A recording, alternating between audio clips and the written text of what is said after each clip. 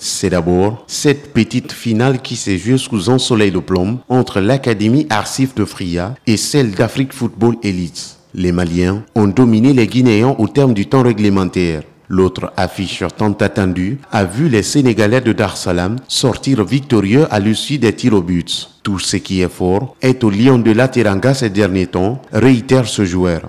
C'était pas facile de remporter cette compétition parce qu'il y avait des équipes sorties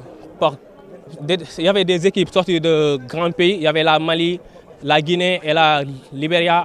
Donc, c'était pas facile de remporter cette compétition parce qu'il y avait des équipes qui ont un grand niveau. Cette seconde édition d'African Youth Cup a suscité de l'engouement au sein de ces milliers de fans du Kiron. Des talents, ces scooters européens en ont déniché quelques-uns qu'ils comptent faire signer dans les prochains jours. La commission d'organisation est toute heureuse d'avoir élevé le curseur un peu plus haut avec cette seconde édition. Beaucoup de satisfaction d'ailleurs, surtout quand on sort d'une finale comme ça, que vous avez suivi avec nous, avec un match de très haute intensité entre AS Darussalam et le Afia. Et surtout quand on voit la qualité intrinsèque des joueurs qui se sont fait voir durant ces 4 jours de compétition, on se dit qu'il y a vraiment du potentiel dans la sous-région et ça nous encourage honnêtement de continuer encore.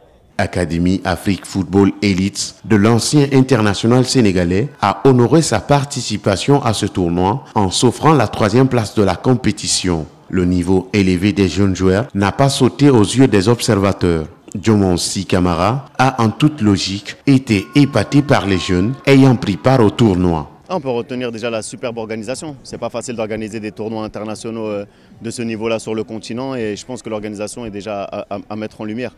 On a vu qu'il y a très bonnes équipes, le terrain est parfait pour ce genre de compétition, donc c'est que des choses positives qu'on va retenir de cette 2e édition.